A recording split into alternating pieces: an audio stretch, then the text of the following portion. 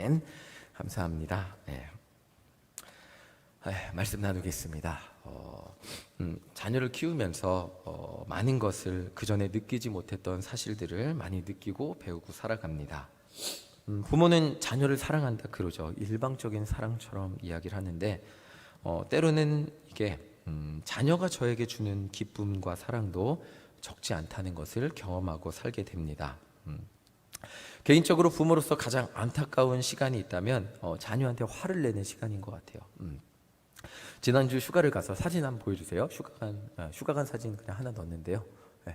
이 사진인데 전주에 박물관 갔어요. 어린이 박물관 갔는데 아이들하고 오랜만에 24시간 내내 붙어 있었어요. 여러분들 자녀들하고 24시간 내내 붙어 있다고 한번 생각을 해보시기 바랍니다.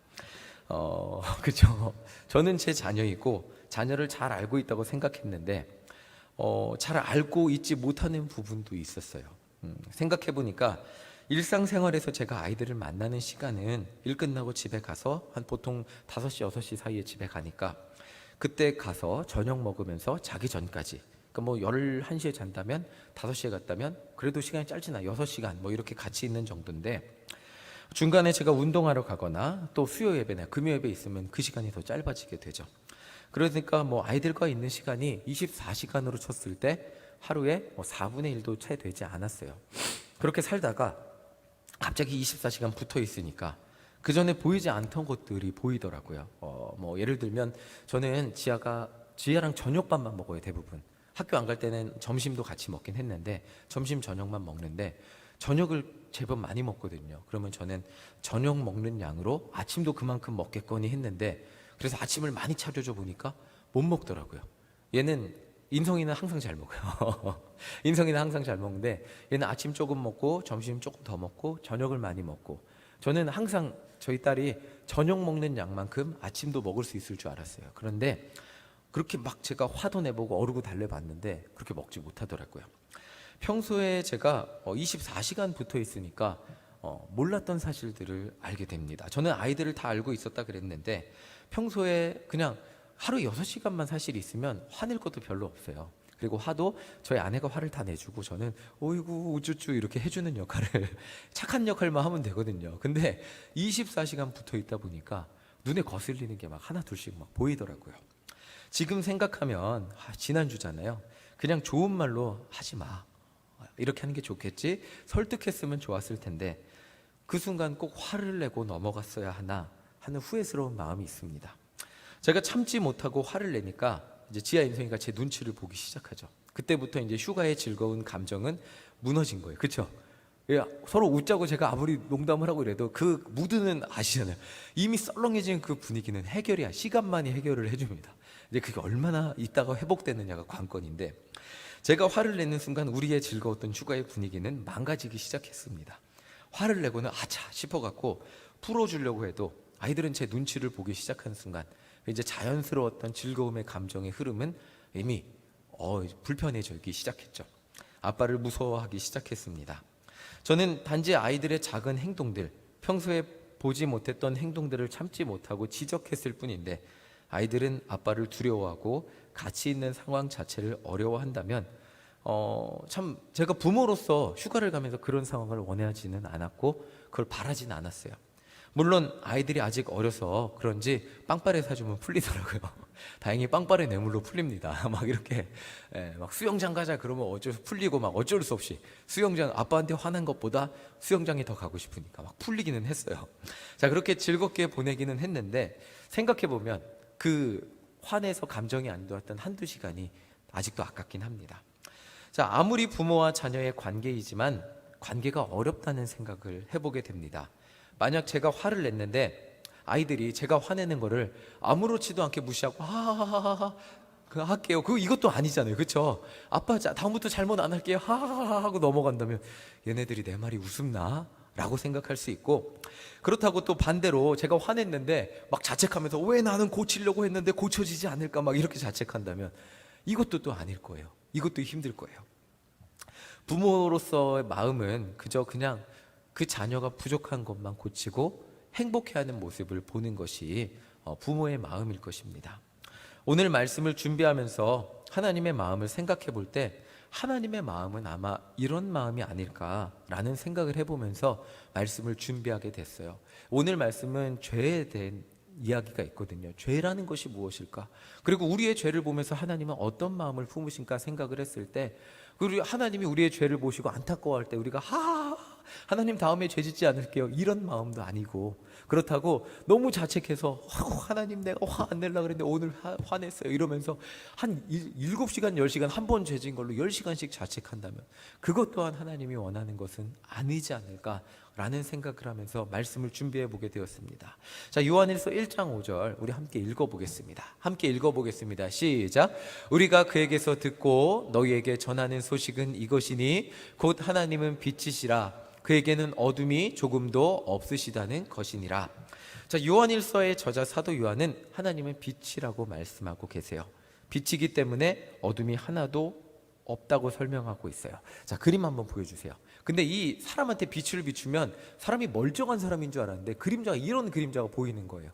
자, 이 그림자가 너무 정확하게, 이 그림이 그냥 제가 인터넷 찾은 거거든요. 근데 너무 정확하게 나와주고 있어요. 나는 착한 척하고 살아가는데 하나님의 빛이 딱 비치면 어떻게 돼요? 여기 머리에 나 있는, 사람들한테 감췄던 머리에 나 있는 뿔이 보이는 거, 그렇죠? 그리고 숨겼던 꼬리가 보이는 거예요. 막 이 악한 우리의 마음들이 숨겼던, 사람들한테는 숨겼던, 잘 숨긴 줄 알았잖아요.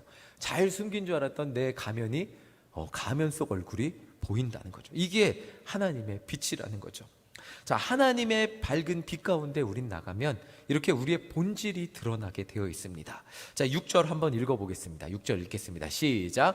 만일 우리가 하나님과 사귐이 있다 하고 어둠에 행하면 거짓말을 하고 진리를 행하지 아니함이거니와. 하나님을 잘 안다고 말을 하는 사람들이 있어요. 근데 잘 보면 이런 분들도 있잖아요. 기도하니까 하나님 하는데 실제로 행동을 보면 저 사람 그 말했던 분이 맞나요? 라고 하신 분들이 간혹가다 보일 것입니다. 우리 주변에 정말 누구와 함께 지내고 대화를 하면서 영향을 받느냐가 되게 중요해요. 우스갯소리로 이런 얘기가 있어요. 이민자의 직업은 그 사람이 살아온 배경이나 학력, 한국에서의 직업에 의해서 결정되는 것이 아니라고 해요. 들어보신 적이 있을 거예요. 그 사람의 대학교 전공도 아니라고 합니다. 이민자의 직업은 뭘로 결정된다 그러죠? 그죠? 공항에 내리러 나오는 사람에 의해서 결정된다 그러잖아요. 공항에 세탁소 한 사람이 나왔으면 세탁소 일 한번 해볼래? 자, 진짜 이게 우스갯소리긴 한데 그 말이 일리가 있어요. 첫 직업이 무엇이냐? 이게 되게 중요하더라고요. 참 신기한 것이 있다면 저와 함께 신학교 다녔던 친구들 만나보면 제 친구들을 20대 때 안 그랬거든요. 근데 지금은 누군가를 닮아 있어요. 누굴 닮았을까요? 다들 부목사예요. 힌트는 다들 부목사예요. 누굴 닮았을까요? 목사님, 그죠? 수현 집사님 오늘 문화상품권 하나 드려야겠는데 저도 일신교회 와갖고 성도님들한테 할렐루야 하는 게 너무 자연스러워져서 저도 모르게, 그러나 아직도 저 골짜기를 채우는 할렐루야의 그 메아리 소리는 저는 아직은 그 내곡까지는 안 되는데, 자, 저도 모르게 할렐루야 주먹을 치면서 할렐루야를 하게 되고, 저 20대 때 안 그랬거든요. 저도 모르게 담임 목사님을 닮고 있어요. 이게 부목사 제 친구들도 알고 있어요. 그런데 누구와 함께하고 어떤 조언을 듣느냐가 되게 중요하더라고요. 누구와 친하다는 말은 그 생각의 사람과 말을 수용한다는 것과 똑같아요. 그래서 주변에 누가 있느냐가 되게 중요하죠. 술친구가 있으면 그 술친구의 생각과 조언을 위기의 상황 가운데 들으면서 결정을 하게 되는 거예요. 야, 그냥 이렇게 살아봐 이러면. 근데 그 주변에 기도하는 사람이 있다면 기도하는 사람의 조언을 듣고 말씀으로 승리하게 되는 거잖아요. 그러니까 하나님과 친하다는 말은 뭘까요? 하나님의 빛 가운데 거한다는 말은 하나님의 뜻과 생각에 영향을 받은 사람을 말해요. 그런데 하나님과 사귐이 있다고 말하고 하나님이 나에게 말씀해 주신다고 하면서 기도만 하면 하나님이 응답해 주신다고 하면서 그 삶에 하나님의 향기가 나타나지 않고 하나님의 그 행함이 나타나지 않는다면, 하나님이 원하시는 대로 사는 그 모습이 나타나지 않는다면 그것은 가짜라는 거죠. 하나님을 닮지 않았다면 그것은 가짜일 수밖에 없다는 거죠. 오히려 그 사람의 선택과 행동이 세상 사람들과 같다면 그것은 가짜일 수밖에 없는 거죠. 그 주변에 세상 사람들의 생각과 행동을 영향을 주는 사람을 더 가까이 한 것밖에 되지 않는다는 것입니다. 하나님과 친하다면 하나님의 영향을 받고 하나님을 닮아가는 것이 너무나도 당연한 그리스도인의 삶이라는 것입니다. 자, 7절을 한번 읽어보겠습니다. 7절 읽겠습니다. 시작. 그가 빛 가운데 계신 것 같이 우리도 빛 가운데 행하면 우리가 서로 사귐이 있고 그 아들 예수의 피가 우리를 모든 죄에서 깨끗하게 하실 것이요. 우리가 빛 가운데 살면 너무나 당연하게 하나님을 닮은 삶을 살게 되고 너무나 당연하게 그게 행동으로 나타난다는 거예요. 하나님 닮았으면 그렇게 생각하면 그렇게 행동해요. 그리고 너무나 당연하게도 하나님 안에 거하면 예수님의 보혈의 피의 능력은 우리 안에 나타나게 된다는 거죠. 그게 뭐죠? 정결하게 된, 죄 씻음 받은 삶을 살게 된다는 것입니다. 결국 우리는 빛에서 드러난 죄인의 모습을 빛에서 드러나게 된, 우리가 죄인의 모습을 발견하게 되잖아요. 그 죄인의 모습을 용서받는 삶을 살게 된다는 것이죠. 자, 9절을 함께 읽어보겠습니다. 9절입니다. 읽겠습니다. 시작. 만일 우리가 우리 죄를 자백하면 그는 미쁘시고 의로우사 우리 죄를 사하시며 우리를 모든 불의에서 깨끗하게 하실 것이요. 자, 그래서 사도 바울은 우리가 하나님 앞에서 나는 죄인입니다 라고 죄를 인정하면 우리가 자백하는 모든 죄를 용서받고 의롭게 될 수 있다고 말하고 있습니다. 그런데 저는 이 고등학교 시절 이 구절을 암송했는데 이 구절이 마치 이렇게 느껴졌어요. 마치 제가 죄를 짓는 순간마다 이렇게 덜덜덜덜 두려움에 떨면서, 아니면 죄책감을 느끼면서 하나님 오늘도 잘못했어요, 죄송해요, 하나님 오늘도 또 화냈어요, 하나님 오늘도 이랬어요, 막 이런 매일매일 그 죄 짓는 거를 다 괴로워하면서 고백해야 될 것 같은 느낌이 들었어요. 물론 이런 회개가 필요하지 않다는 거 아니에요. 그래서 제가 죄를 지을 때마다 막 잠이 안 온 적도 있어요. 그리고 괴로워서 나는 이렇게 바보 같은 사람인가 라는 생각에 막 떨쳐버릴 수 없었던 적도 있었어요. 그런데 이런 회개의 순간도 필요한데, 오늘 사도 요한이 말하는 것은 빛과 어두움과 죄와 죄 용서받은 자의 삶에 대한 이해가, 이 구절을 이해하기 위해서는 더 구체적인 이해가 필요하다는 거예요. 아까 설명드렸듯이 빛은 하나님이세요. 빛 가운데 사는 것은 하나님과 동행하며 사는 것이에요. 우리가 알다시피 예수님을 마음의 주인으로 모시고 매일 말씀을 보며 기도하며 살아가는 것이 빛 가운데 사는 것이죠. 그렇다면 어두움 가운데 사는 건 뭘까요? 반대로 빛이 없는 삶이잖아요. 자, 그러면 빛이 없다는 것은 하나님 없이 사는 거예요. 말씀 없이 기도하지 않고 예배의 자리를 떠나서 사는 삶이에요. 그런데 이 빛의 특징이 있어요. 자, 만약에 본당의 불을 지금 딱 끄겠습니다. 그럼 어떻게 되죠? 본당의 불을 딱 끄면 바로 꺼지죠. 바로 꺼지죠. 그러니까 1시간 정도 빛이 남아있다가 꺼질까요? 이 불을 2시간 정도 예열해서 켜놨으면 딱 끄면 2시간 정도 남아있다 꺼질까요? 빛의 특징이라는 것입니다. 자, 이게 빛의 속성이에요. 꺼지면 바로 꺼져요. 우리가 죄를 용서받았다고 해서, 그러면 30년 믿었다고 해서, 30년 빛 가운데 살았다고 해서 그 빛을 딱 꺼버리면 30년 있다가 꺼질까요? 빛의 속성이라는 것입니다. 우리가 죄를 용서받았다고 해서 오늘 회개기도 다 했으니까, 이런 거죠. 오늘 새벽 시간에 회개기도 다 했어요. 그러니까 하루 종일 살아가면서 하나님 한 번도 안 떠올리고 살아도 돼. 빛을 딱 꺼버리면 하나님 뜻대로 살 수 있을까요? 그렇지 않다는 거죠. 빛 가운데 사는 삶은 항상 언제나 하나님을 의지하면서 언제나 살아가는 모든 순간 하나님을 기억하고 사는 삶을 의미한다는 것입니다. 더 정확하게 말하면 하나님 없이는 살 수 없는 삶을 의미한다는 것입니다. 기도하지 않고는, 말씀 읽지 않고는, 하나님을 의지하지 않고는 하루도 단 한순간도 살 수 없다는 것을 의미합니다. 만약 우리 삶에 말씀의 빛이 꺼지고 기도의 빛이 꺼지고 예수 그리스도의 빛이 꺼진다면 우리는 다시 껌껌한 어둠의 삶으로 돌아갈 수밖에 없는 것이 빛 가운데 사는 그리스도인의 삶이라는 것입니다. 만약 이것이 그리스도인의 삶이 수행이고 그리고 고행의 차원이라면, 30년 수행했다면, 30년 동안 수행해서 발전한 내 내공이 있다면 한순간 예수님을 잃어버린다고 해도 그 내공에 의해서 뭔가 단련된 사람처럼 살아야 되겠지만 그것이 아니고, 우리는 점점 주님 앞에 내 마음, 처음에 예수님을 믿었다고 해서 내 마음의 모든 주권을 다 내려놓을 수 없다는 것을 우리는 알고 있습니다. 한 해, 두 해 예수님을 믿으면서 살다 보면 우리 마음의 주인의 자리를 점점 주님 앞에 내려놓고 결국 어떻게 되죠? 나는 아무것도 아니고 주님만이 내 마음의 주인이라고 고백하고 사는 삶이 되는 것이 진정한 주님을 믿는 그리스도인의 삶이라는 것을 깨닫게 됩니다. 그 안에서 내 목소리가 강해지면 강해질수록 다시 예수님은 내 삶의 주인에서 물러가고 내가 주인된 삶을 살 수밖에 없게 되는 거죠. 신앙이 깊어졌다는 것, 하나님 앞에 더욱더 깊은 삶을 살게 됐다는 것은 내 마음의 주인이 예수님이라는 거죠. 근데 그 예수님의 빛이 꺼져버리고 내 마음의 주인이 다시 내가 된다면 결국에는 내 욕심이 주장하는 삶으로 돌아갈 수밖에 없다는 거죠. 결국 그래서 성숙한 그리스도인의 삶이라는 것은 예수님이 내 마음의 모든 주인이라는 것을 인정하고 주님의 목소리를 따르며 살아가는 것이죠. 자, 그럼에도 불구하고 우리는 아직 우리에게 어두움이 남아있기 때문에 매일매일 반복적인 죄를 지어요. 지어 인성이도 고치라고 잔소리해도 고치지 못하고 반복적으로 잘못하는 것들이 있습니다. 그런데 잘못할 때마다 지아가 너 그렇게 하지 말랬지 라고 하면 지아가 막 머리를 치면서 내가 왜 자책했지 막 아니면 가슴을 치면서 아빠 죄송해요 내가 왜 그랬지 막 하면서 무릎을 꿇고 석고대죄라고 6시간 동안 무릎 꿇고 있다면 부모의 마음은 어떨까요? 개운할까요?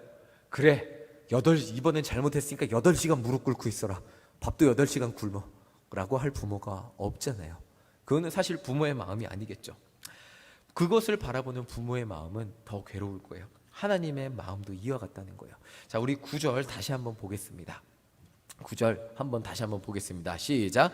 만일 우리가 우리 죄를 자백하면 그는 미쁘시고 의로우사 우리 죄를 사하시며 우리를 모든 불의에서 깨끗하게 하실 것이요.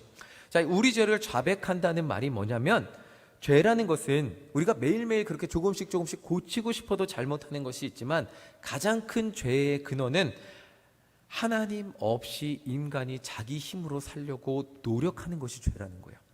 이스라엘 백성들이 하나님 없이 잘 살아보려고 노력했을 때 했던 게 뭐죠? 우상숭배잖아요. 하나님 없이 잘 살려고 했던 결과가 우상숭배예요. 자, 만악의 죄의 근원은 바로 하나님과의 단절에서부터 시작되는 거예요. 우리 죄를 자백하는 것은 매일매일 하나님 안에서 살면서 내가 참지 못하고 죄를 자는 그런 잘못들도 있지만 더 크게 본다면 내가 하나님 없이 살려고 했던 인생의 모든 목표들, 하나님 없이 잘 살아보려고 얻으려고 했던 모든 욕망과 계획들, 욕심들, 이런 쾌락들, 이런 것들을 내려놓고 나는 이런 존재였음을 인정하고 하나님을 다시 바라보는 것, 우리 죄를 자백한다는 것은 나는 하나님보다 돈을 더 사랑했습니다. 나는 하나님보다 자녀의 성공을 더 사랑했습니다. 나는 하나님보다 나 자신을 더 사랑했습니다 라고 고백하는 것들이 우리의 죄를 자백하는 것들이라는 거죠. 이런 것들을 내려놓고 인정하면 그는 미쁘시고 의로우사 우리를 용서하고 어떻게 되는 거예요? 그러면 이제 온전히 하나님의 빛 가운데 사는 거예요. 그게 뭐예요?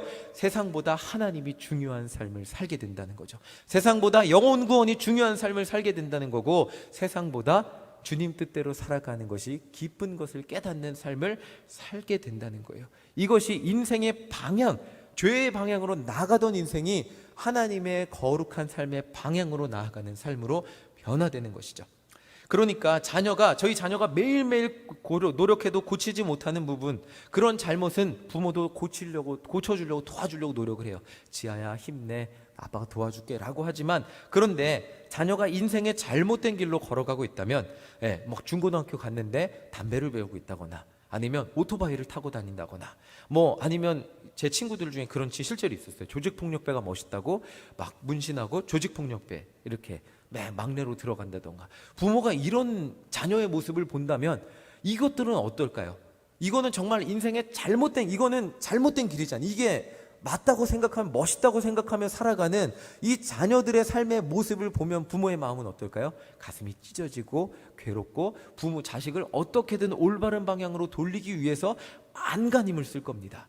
이게 하나님의 마음이라는 거예요. 자녀들이, 죄인인 인간이 잘못된 방향으로 가고 있어요. 이것이 맞는 줄 알고, 이것이 참인 줄 알고 살아가고 있는데 그것들이 잘못된 인생이었다. 그래서 제대로 돌리기 위해서 하나님, 예수님은 십자가에 못 박히셨다는 거죠. 지금 사도 요한이 이것을 말하고 있어요. 잘못된 인생으로 방향으로 나아가는 여러분들이 그 삶이 죄인 줄 알고 예수님께 고백하고 나아온다면 그는 미쁘시고 의로우신 예수님이 여러분들을 진짜 인간다운 삶을 살게 해주실 것입니다. 진짜 인간다운 게 뭘까요? 하나님 창조대로, 하나님이 원래 만든 계획대로, 디자인대로 살게 하는 거, 하나님 뜻대로 살게 하는, 사랑하고 웃고 섬기고 영혼 구원하고 한 사람이라도 더 품어주는 그런 삶을 살 수 있도록 하나님의 빛 가운데로 인도한다는 것입니다. 그러니까 이렇게 기도하는 것이 오늘 본문의 정답에 가깝다는 것이죠. 자, 한번 보여주세요, 네, 전사님. 자, 요 한번 같이 한번 읽어보겠습니다. 이런 기도, 영접 기도와 비슷해요. 그런데 매일매일 이런 기도를 하는 삶이 빛 가운데 사는 삶이라는 거죠. 자, 우리 다 같이 한번 읽어보겠습니다. 시작. 하나님, 저 혼자는 하나님이 원하시는 삶을 살 수 없습니다. 하나님의 빛 가운데 살 수 있도록 도와주세요. 예수님의 십자가 은혜 없이는 저는 죄인일 뿐입니다. 오늘도 예수님을 제 마음으로 주인으로 모십니다. 제 모든 죄를 용서해 주시고 오늘도 저와 함께 하시면서 제 삶을 인도해 주세요 라고 고백하는 것, 오늘도 마찬가지. 어제 주님 뜻대로 살았다고 해서 오늘 주님 뜻대로 사라집니까? 안 된다는 거예요. 주님이 내 마음의 주인이 되지 않으면 오늘도 주님 뜻대로 살 수 없다는 거죠. 어제의 주님이 오늘 내 마음의 주인이 되지 않으면 우리는 빛 가운데 살 수 없음을 인정하고 오늘도 내 삶의 주인이 되어달라고 기도하는 것이 꼭 필요하다는 것입니다. 자, 제가 첫째를 가졌을 때 기쁘고 감사했습니다. 그런데 13개월 후에 지아가 세상에 나온 지 얼마 되지 않아서 인성이 임신 소식을 들었을 때 감사하지 못했다는 말씀을 드렸어요. 하나님, 한 명도 힘든데 둘을 어떻게 키워요? 라고 기도했어요. 그런데 지금은 인성이 없는 저희 가족을 상상할 수 없습니다. 한번 그림 보여주세요. 네. 자, 이렇게 저희 가족 사진인데 인성이 없는 저희 가족이 상상이 안 되시죠? 3명이면 너무 아쉽잖아요. 4명이 돼야죠. 그렇죠? 처음엔 아무것도 모르고 예수님 만나고 예수님 영접하고 교회를 다녔지만 이제는 하나님 없이는 살 수 없는 그런 인생이 되는 것, 이것과 비슷하다는 거예요. 그냥 하나님 이거는 어떻게, 하나님 돈은 어떻게 포기해요? 하나님 인생의 즐거움은 어떻게 포기해요? 젊은이부 설교하다 보면 마치 하나님 믿으면 재밌는 거 하나도 못하고 사는 것 같이 느껴요. 막 하나님 믿대 열심히 삽시다. 그럼 목사님, 저는 그래도 좀 좋은 것도 가져보고 싶고 외제차도 타보고 싶고 어떻게 해요? 그래서 제가 드리는 해답은 하나님이 재물 주시면 벤츠 사요. 뭐 누가 뭐라 그래요? 자, 벤츠 살 축복 받으세요. 제가 기도하겠습니다. 아멘. 자, 하나님이 재력 주시면 얼마나, 목사님 설교에서도 그런 회장님들 나오잖아요. 얼마나 그런 차 타면서 세상에 긍정적인 영향을 끼치면 얼마나 아름다워요. 중요한 건 그게 아니고, 중요한 건 마치 그렇게 생각을 하는데 그런 게 아니고, 하나님을 믿고 살면 재미없는 삶이 되는 게 아니라 진짜 재밌는 인생이 발견이 되는 거예요. 교회 와서 성도님들과 교제하니까 세상에 술 친구 만나는 것보다 즐겁고, 교회 와서 영혼 살려고 전도하러 나가니까 세상에 어떠한 일을 하는 것보다 보람되고, 봉사활동하는 것보다 보람되고, 교회 와서 제가 성도님들 사랑하고 섬기니까 세상에 어떤 일보다 기쁘고 보람되고 행복하다는 거예요. 네, 저도 목사로 살아가니까 전도 명단을 써야 되는데 세상에 전도 명단 쓸 친구들이 없더라고요. 그래서 지금 기도 제목은 하나님, 전도 명단 생기게 해주세요. 술을 안 마시니까 친구들이 부르질 않아요. 그래서 누굴 써야 되나? 그러니까 미장원 원장님, 뭐 이런 분들 써야 되겠더라고요. 저랑 세상에 친구들이 한 명도 없는 삶을 살고 있더라고요. 중고등학교 때 친구는 박청밖에 남아있지 않습니다. 그런데 그런데 감사해요. 감사해요. 중고등학교 때 친구 박청 남아요. 그래, 한 명 남았잖아요. 자, 그렇게 남았어요. 남아있는데, 그래도 여러분들이 계셔서 너무 감사합니다. 최성권 장로님이 제 친구 되어주셔서 너무 감사하고, 윤도영 권사님이 제 친구 되셔서 너무 감사하고, 제가 웃으면서 오늘 예배 전에도 정치 얘기하면서 웃으면서 얘기했는데, 나라와 민족을 걱정하면서 얘기했습니다. 자, 얘기하는데, 이렇게 저와 나이 차이가 많이 나지만, 세상 그 어떤 친구보다 친근함을 가지고 대화할 수 있는 친구 같은 사이가 돼서 너무나 즐거운 것이 지금 저의 삶이라는 거예요. 자, 처음에는 아무것도 모르고 교회를 다니고 마치 교회를 다니고 예수를 믿는 것이 세상의 즐거움을 포기하는 것 같이 느끼며 살아가지만 예수님을 믿고 하루하루 살아가다 보니까 그 삶에 젖어들어서 예수님을 믿고 기도하며 살아가는 것이 세상의 가장 큰 즐거움임을 깨닫게 되는 것, 이것이 빛 가운데 사는 삶이라는 것입니다. 세상에 나가보니까 어색해요. 세상에 나가보니까 불편해요. 제가 장인어른 칠순잔치에 갔는데 이렇게 그래도 저희 장인어른 아직 전도대상자입니다. 건배를 하시더라고요. 건배를 하는데 저는 그 자리가 마치 이상한 옷을 입은 것처럼 불편하고 어려웠어요. 평소에 그걸 하지 않으니까. 물론 장인어른 건강하시라고 기도하고 예수님 믿게 해달라고 기도하고 왔는데 저는 그 세상 그 어떤 자리보다 여러분들과 함께하는 자리가 행복하고 편해요. 이것이 빛 가운데 사는 삶이라는 것입니다. 제가 오랜만에 휴가 가니까 너무너무 편했어요. 모든 예배는 핸드폰으로 드렸어요. 너무 편했어요. 이렇게 보잖아요, 여러분. 제가 그 마음 알겠더라고요. 여러분들 핸드폰으로 보시는 마음을 알겠더라고요. 진짜 좋아요, 여러분. 이렇게 보고 세워놓고, 자, 이거 다리도 이렇게 편하게 한짝 식탁에 올렸다가, 막 이렇게 턱도 괜다가, 편하더라고요. 이렇게 정자세로만 교회처럼 안 되더라고요. 편하더라고요. 편하고 좋았습니다. 근데 사실 핸드폰으로 드린 예배를 드렸다기보다는 솔직히 말씀드리면 예배를 드려야 한다는 의무감을 채운 듯한 느낌을 저는 받았어요. 뭐 오히려 핸드폰 예배를 잘 들으시는 분들도 있겠지만 그렇게 들었어요. 그렇게 일주일 동안 예배 드리고 이제 토요일 날 돌아와서 이제 주일 준비를 하고 새벽에 일어나서 또 주일 준비를 하는데 솔직한 마음이었어요. 다시 일주일 전으로 돌아가고 싶다. 언제 타임머신 언제 돌리냐면 주일 저녁 9시로 돌리고 모든 사역을 끝내고 만세 휴가 간다 9시로 돌리고 싶더라고요. 근데 이제 새벽 제가 5시쯤 일어났는데 주님 오늘 주일 어떻게 합니까? 휴가 갔다 돌아왔는데 마음은 돌아오지 않았어요. 이렇게 기도하면서 주일 준비를 하게 되더라고요. 싱숭생숭한 마음으로 본당에 앉아서 사회 보려고 일부 예배 때 저기 앉아 있는데 사회석에 앉았어요. 그리고 황 전도사님이 전도 찬양을 시작하는데 온라인 예배 시간에 느끼지 못했던 그 마음의 뭉클함이 저를 찾아오더라고요. 그 찬양 가운데 어떻게 제가 이게 말로 표현할 수 없는 뭉클함과 감동이라고 표현하고 싶어요. 그 감동이 저를 채우는 것을 느끼면서 이게 예배다 라는 것을 느끼면서 감사할 수밖에 없었습니다. 온라인 예배가 너무 좋더라고요. 사실은 그러니까 편하더라고요. 전라도에 있었거든요, 제가. 근데 본교회 예배 드릴 수 있는 거예요. 그리고 뭐 너무너무 편했죠. 딱 예배 시간 딱 하고 그냥 끝나면 끄고. 그런데 제가 본당에서 예배 드리면서 고백한 것이 뭐냐면 주님, 제가 예배의 자리로 돌아왔습니다. 저를 만나주셔서 감사합니다. 라는 그 뭉클함은 어떻게 말로 표현할 수가 없더라고요. 그 따뜻함이 저를 채우는데 핸드폰으로 볼 때는 채워지지 않았던, 만날 수 없었던 그런 느낌이었어요.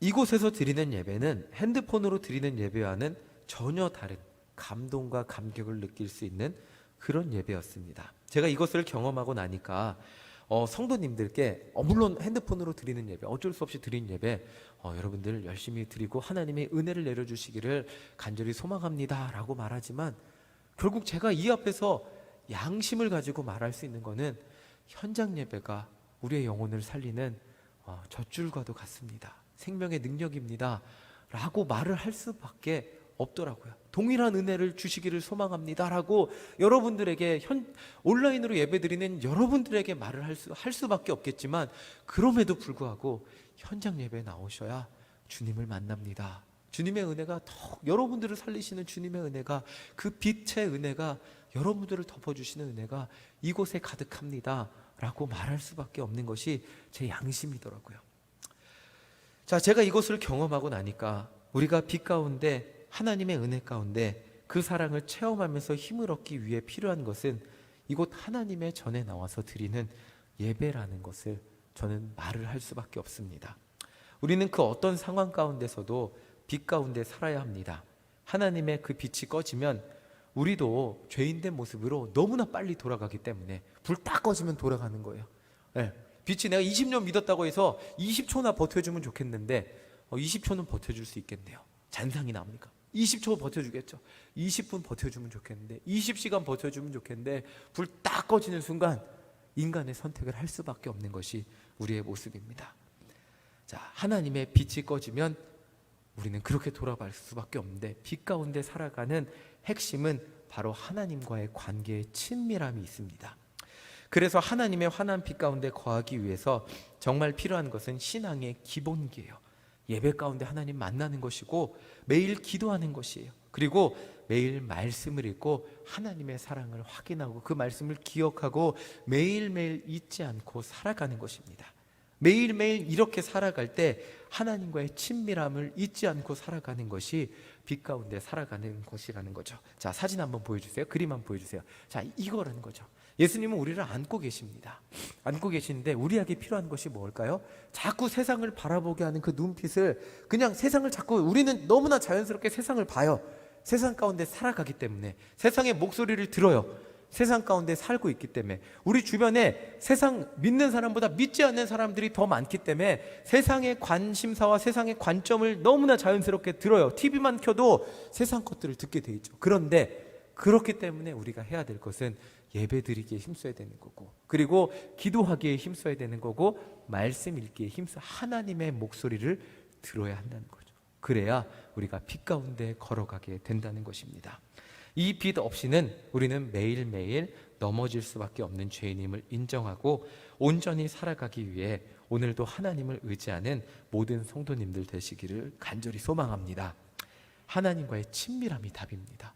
하나님 사랑하고 하나님과 같이 있고 싶고 하나님을 더 알고 싶고 하나님을 만나고 싶고 하나님 원하는 걸 하고 싶고, 이 하나님과의 친밀함, 하나님이 정말 좋다면 여러분들은 빛 가운데 사는 주님의 자녀가 될 것입니다. 그렇게 하나님을 사랑하고 하나님과 가까이 살아가는 우리 모두가 되시기를, 매일매일 하나님과 멀어지지 않는, 하나님과 한 발짝 한 발짝 가까워지는 우리 모두가 되시기를 간절히 소망합니다.